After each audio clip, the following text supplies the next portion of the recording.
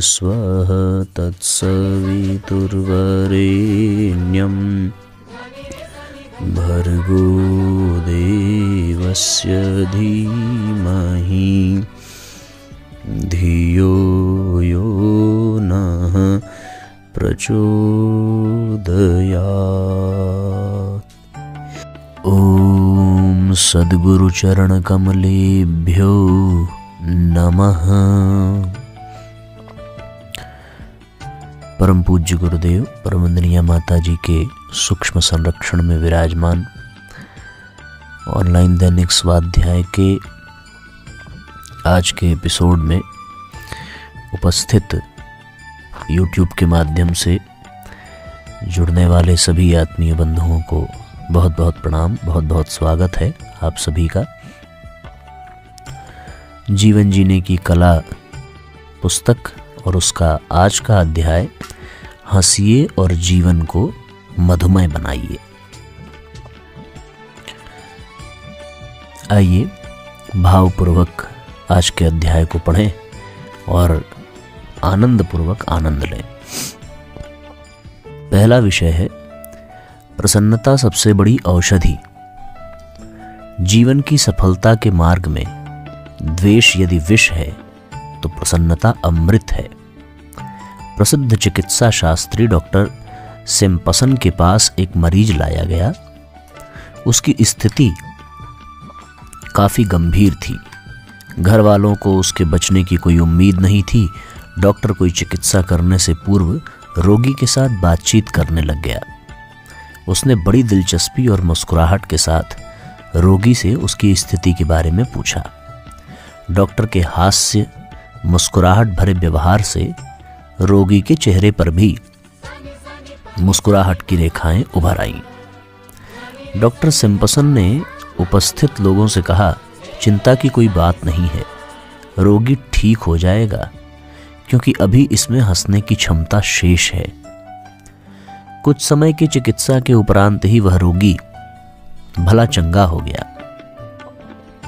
Doctor Simpson रोगी की दवा दारू एवं चिकित्सा आदि से भी अधिक उसके मनोरंजन, हंसी खुशी, मुस्कुराहट पूर्ण व्यवहार को महत्वपूर्ण समझते थे और उनका यह उपाय दवाओं से भी अधिक कारगर सिद्ध होता था।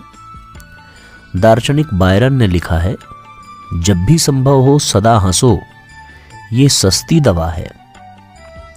हंसना मानव जीवन का उज्जवल पहलू है। केरीबोर ने लिखा है, हंसी यौवन का आनंद है। हंसी यौवन का सौंदर्य और श्रृंगार है। जो व्यक्ति इस सौंदर्य और श्रृंगार को धारण नहीं करता, उसका यौवन भी नहीं ठहरता। स्टर्न ने कहा है कि मुझे विश्वास है कि हर बार जब कोई व्यक्ति हंसता है, मुस्कुराता है, तो वो उसके साथ साथ ही अपने जीवन में वृद्धि करता है। डॉक्टर विलियम ने अपने प्रयोगों के आधार पर सिद्ध किया है कि ठट्ठा मारकर हंसने से, सदैव प्रसन्न रहने से मनुष्य का पाचन संस्थान तीव्र होता है। रक्ताणु वृद्धि प्राप्त करते हैं, स्नायु संस्थान ताजा होता है और स्वास्थ्य बढ़ता है। खिलखिलाकर हंसना और हास्य विनोद मनुष्य के स्वास्थ्य को ठीक बनाने की अचूक दवा है। शारीरिक मानसिक स्वास्थ्य के लिए हंसना एक महत्वपूर्ण साधन है। हंसना जीवन का सौरभ है। अपने आप से कोई कलिका जब खिलखिला उठती है तो उसका सौंदर्य देखते ही बनता है। मनहूसों का दिल भी उसकी ओर आकर्षित हो उठता है। जीवन की विभीषिकाओं से दग्ध मनुष्य के लिए भी वे कुछ क्षण नवजीवन की प्रेरणा केंद्र बन जाते हैं। बाल सुलभ मुस्कुराहट व हंसी विनोद के संपर्क में आकर निराश नीरस व्यक्तियों में भी जीवन की स्फुरना जाग पड़ती है। साथियों के हास्य विनोद में कहकहों के बीच उस समय मनुष्य अपने दुख एवं अवसाद की अनुभूतियों को भी विस्मृत कर देता है।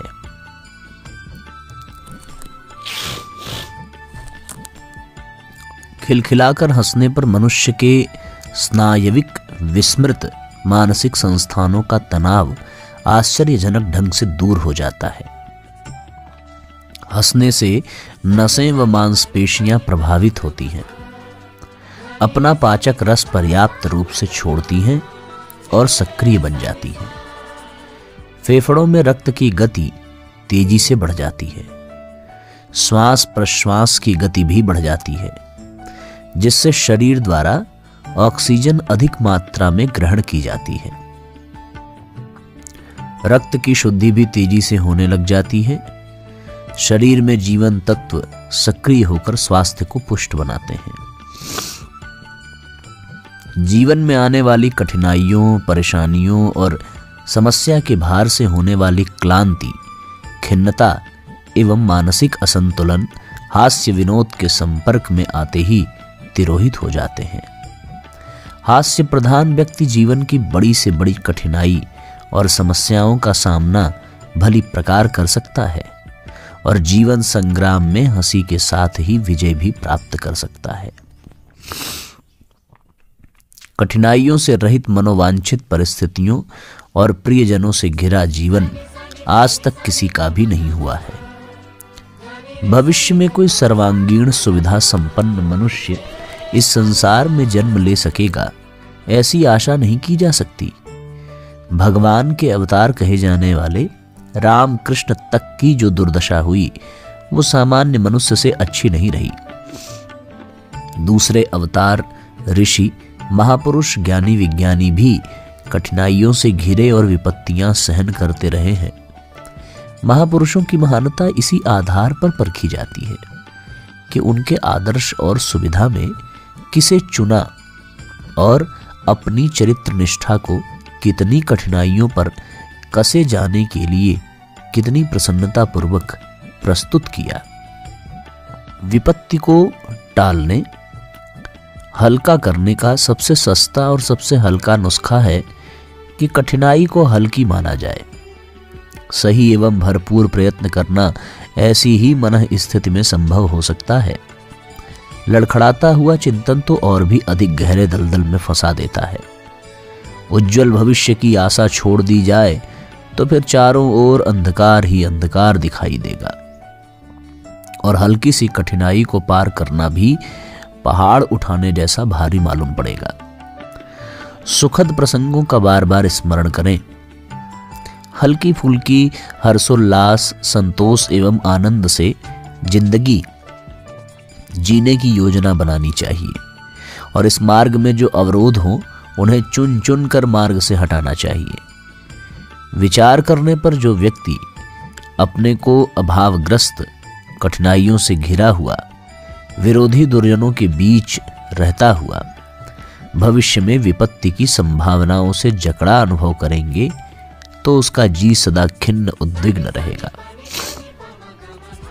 चिंतन की इस निषेधात्मक धारा को विवेक पूर्वक पर्यवेक्षण से बहुत कुछ हल्का किया जा सकता है। भविष्य में क्या होना है किसी को पता नहीं। यदि ये सही बात है तो विपत्ति की आशंका करने की अपेक्षा उज्जवल भविष्य की कल्पना क्यों न की जाए और निराशा के स्थान पर आशा को क्यों न अपनाया जाए। साथियों के दोष ही दोष क्यों देखे जाएं, उनमें जो गुण है उन्हें क्यों न समझें। उनके द्वारा जो क्षति हुई है उसी पर क्यों विचार करते रहें। जो सहयोग सद्भाव वे देते रहे हैं उन सुखद प्रसंगों का स्मरण क्यों न किया जाए।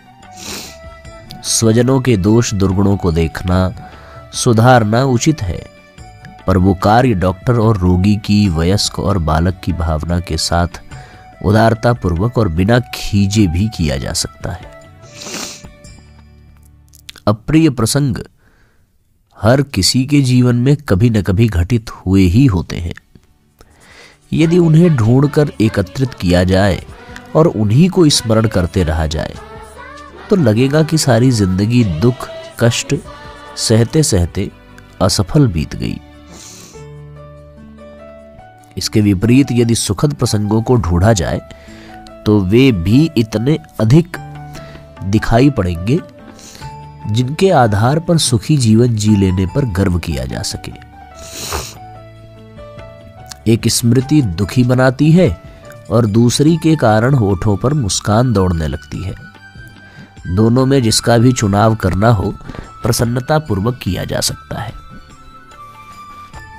हंसी खुशी का हल्का फुल्का जीवन शारीरिक, मानसिक, पारिवारिक एवं आर्थिक सभी पक्षों को प्रभावित करता है और सुखद संभावनाएं विनिर्मित करने में भारी योगदान देता है। ये कठिन नहीं, अति सरल है। चिंतन में थोड़ा हेरफेर करके हम खिन्न उद्विग्न जीवन को हंसता हंसाता बनाने में अभिष्ट सफलता प्राप्त कर सकते हैं। अगला बिंदु है खिलाड़ी की तरह जीवन जिए।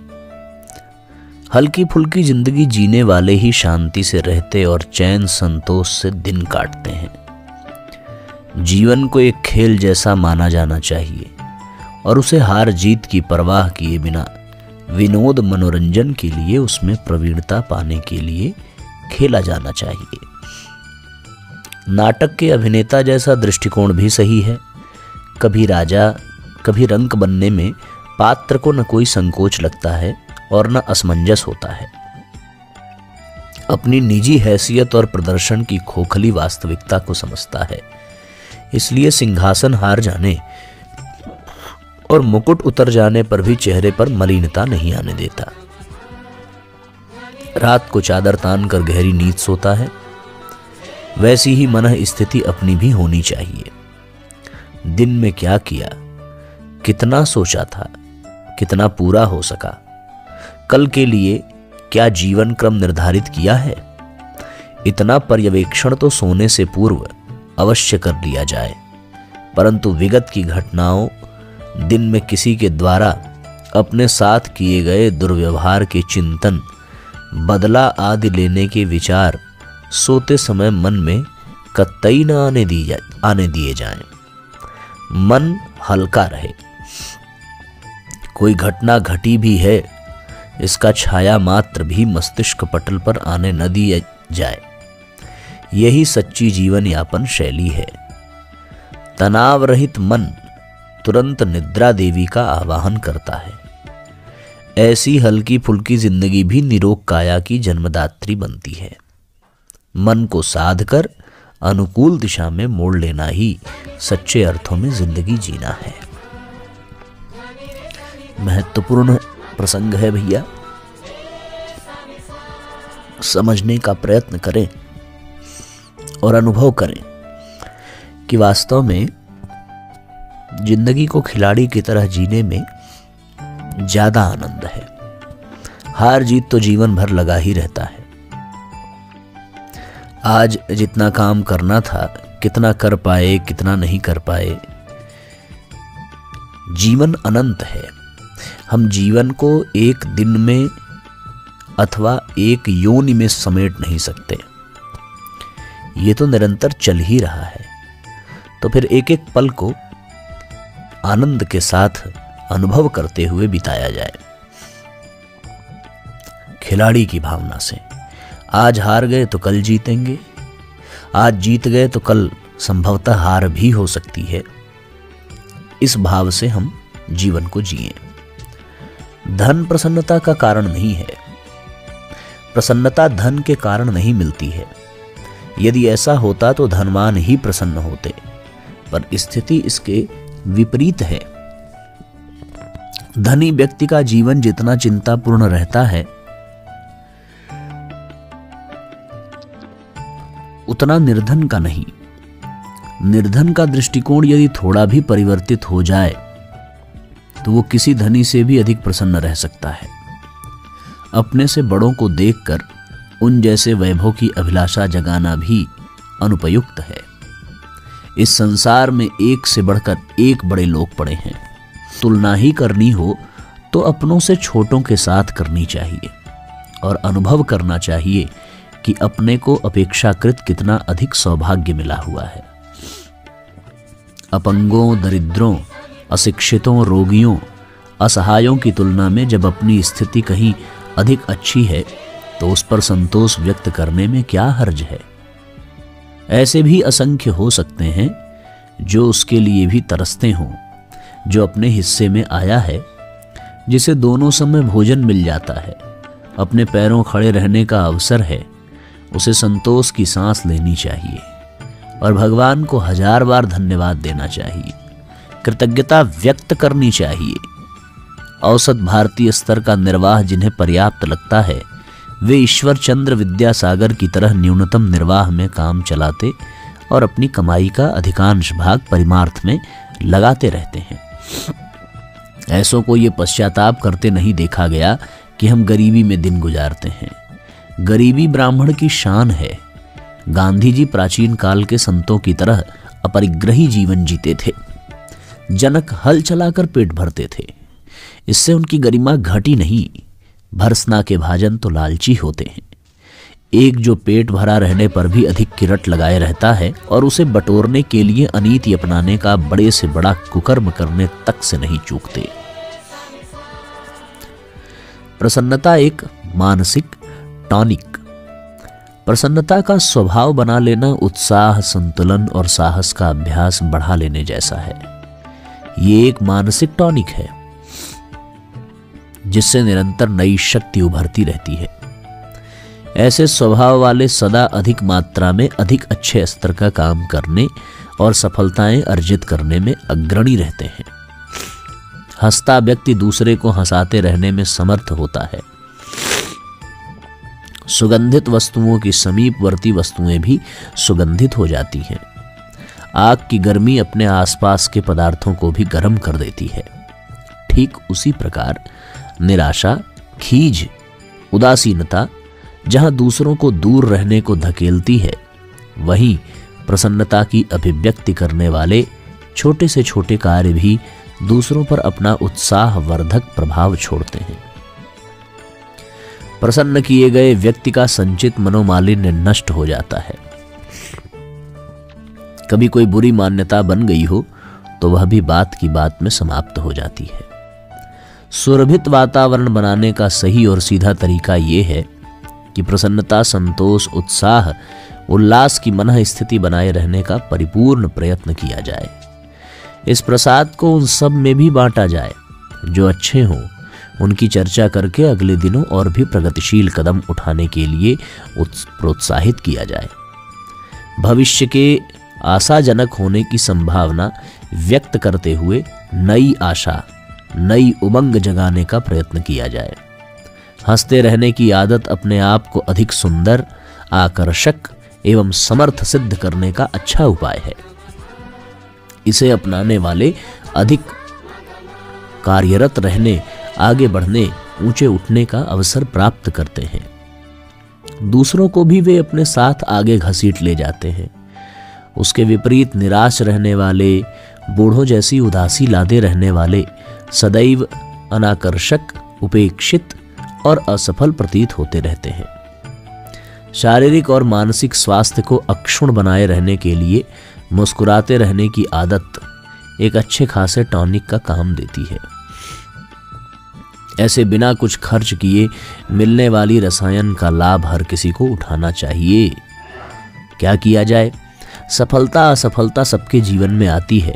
उस स्थिति में आप जीवन को खेल के रूप में मानिए। हार जीत को खेल भावना से स्वीकार करते हुए हर स्थिति में प्रसन्न रहने का प्रयास करिए। है तो ये कठिन कार्य, पर असफलता पर मुंह लटकाकर बैठने के स्थान पर चिंतन करिए कि असफलता क्यों मिली। आपके संकल्प, नियोजन एवं पुरुषार्थ में किस स्तर पर कमी रही। खिले फूल की तरह प्रफुल्लित रहेंगे तो आपके मित्र, संतान, पत्नी सभी आपके पास बैठना चाहेंगे। मुरझाए रहेंगे तो कोई अकारण आपके पास फटकेगा भी नहीं। आपका चिड़चिड़ा स्वभाव अपनों को भी पराया बना देगा। अतः जीवन का निराशाजनक घटनाओं के बजाय ऐसे प्रसंगों को बार बार याद करें और सुनाएं जिनसे उल्लास मिले। आप कितने भी व्यस्त हों, अपनी जीवन सहचरी के साथ, अपने बच्चों, नाती पोतों के साथ हंसना, खिलखिलाना न भूलें। जो आदर्श के मार्ग पर चलने का कष्टकर जीवन स्वेच्छा से वर्ण करते हैं, वे न केवल स्वयं ऊंचे उठते हैं वरन मनुष्यता का स्तर ऊंचा उठाते हैं।